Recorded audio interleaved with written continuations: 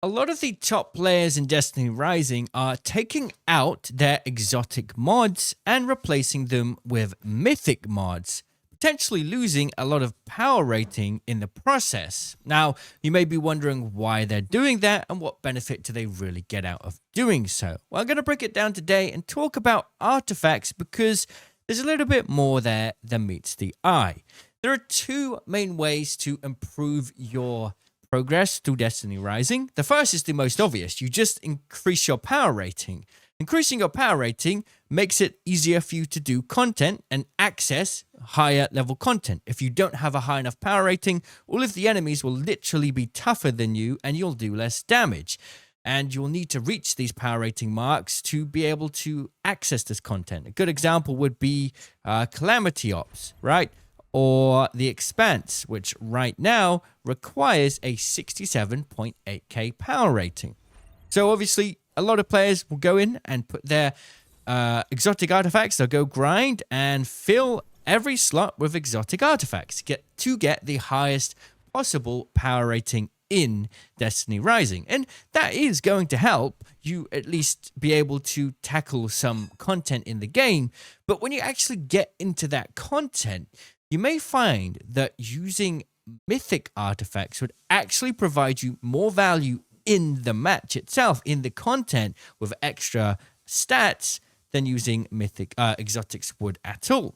Now, the reason for that simply is it's far easier to fully max out a mythic than it is an exotic. The resources to fully max out an exotic are unbelievably hard to grind. You'll need to spend a lot of pinnacle energy to get the artifactual essence to fully refactor it to get 55 plus 55 max stats. As you can see here, this is nowhere near that. Now, whilst this has a much higher power rating, that doesn't necessarily mean it's going to benefit me in the match.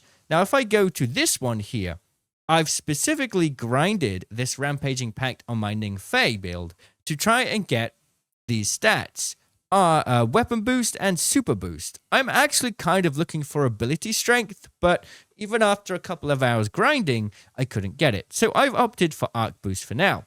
Now what you can see here is I fully maxed this out, 55 plus 55, and all three of these attributes. Now, what's really important about that is that actually provides me a lot of value in the game if I can max these fully out. Let's put on these two. These two on the right side, if you're not sure, are the damage dealing artifacts. And to me, they are the most important to get the full value out of. So I've tried to, what you want to try and do is double up here and get the same perks on each of these two artifacts. Because when they're fully leveled up to 55 plus 55, you're going to hit the full attribute value tier 10. And that is really, really powerful. So we've gone for weapon enhancement, super boost, and arc boost. It's going to depend on what character you're playing, but for Ning Fei, I find weapon enhancement, super boost, and ability strength to be the most valuable. Like I said, I've been rolling this like crazy. I've actually probably broken down about 30 of these.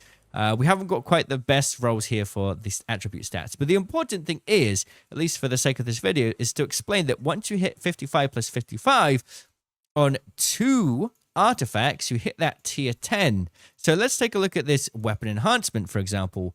Base effect grants 38% primary weapon damage and 22% extra power weapon damage.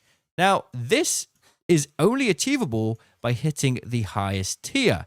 If I were to take this out, for example, and put in this one, which doesn't have weapon damage, my weapon enhancement now drops massively. I'm only doing 19% primary weapon damage and 11% extra power weapon damage. But by ensuring that I fully roll into these stats, I'm massively boosting my stats, which is going to improve my DPS, which is going to do two things. I'm going to be able to complete Calamity Ops, and you're going to be able to complete The Expanse. These two areas of content, which unlock a lot of high-level resources, are absolutely capped on DPS. The only way you're going to progress them is by boosting your DPS. So, the current solution, because it's so hard to fully max out an exotic, is to put mythics in at least the damage dealing side, the right side of your artifacts, getting the right rolls, and then fully maxing them out. This is going to mean that in-game, you're actually doing far more damage. But this does become a bit of a difficult situation if you're trying to get as much power as you possibly need. Right now, I do have 67,000 power, 416 with this setup. So whilst I am going to be doing a lot more damage in-game with this artifact setup, I've now got a bit of a hurdle to overcome. I actually need, if we remember, 67,870 power.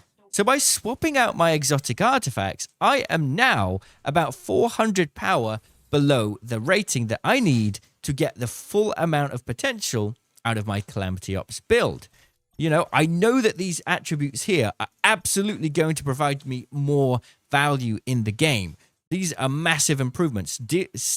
Look at this super boost, for example. Fully maxed out. Super still an extra 71% damage.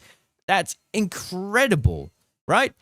But now, because I've taken out the mythics, I have to try and make up for that by putting power in elsewhere. So, unfortunately, that means we're going to have to really push our weapons to be level 85 if we can. So that does mean, yes, we are going to need to grind out some of these resources, the metastable core from Grandmaster activities, or we're going to need to fully upgrade the weapon mods, or we're going to need to put a little bit more effort into our artifact gilding for that particular character. We're going to need to find a way to make up for the loss of power across the board so that we can at least hit the power rating. But once we do, we're going to have a much higher chance of dealing higher DPS in Calamity Ops, which is what we need to be able to progress through that. There's also one other thing that I think is hard to figure out.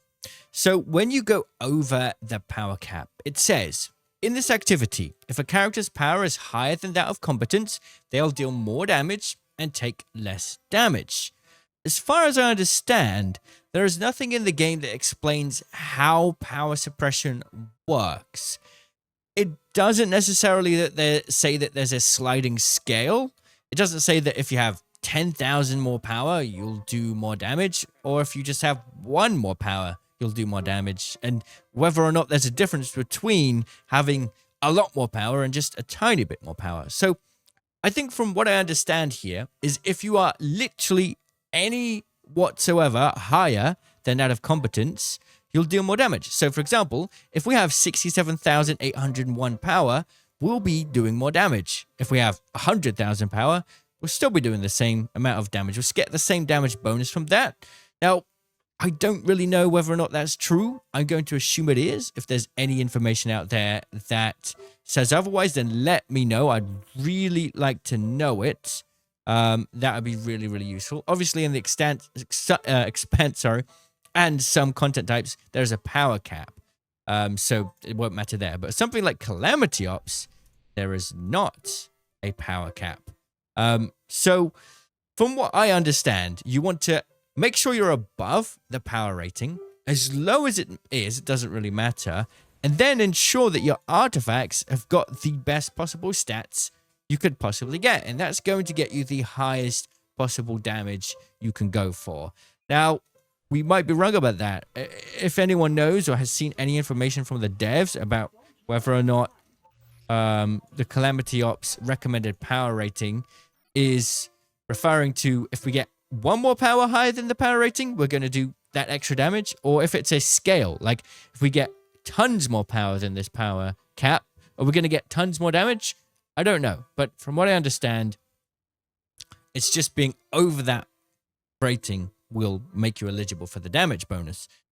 So this is something for you to think about, a bit of a thought process as we come to the end of this sort of run of Calamity Ops and the Expanse, and you're trying to squeeze out as much DPS as possible.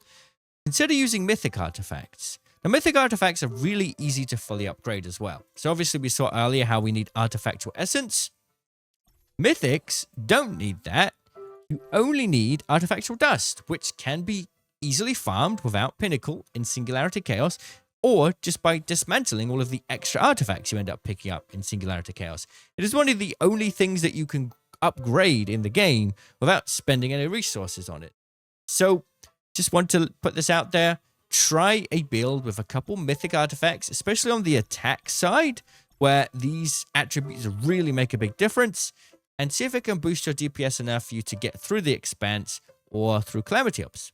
Let me know how it goes, and if you have any of your own tips, I'd love to hear them as well. I'll see you all in the comments. Cheerio.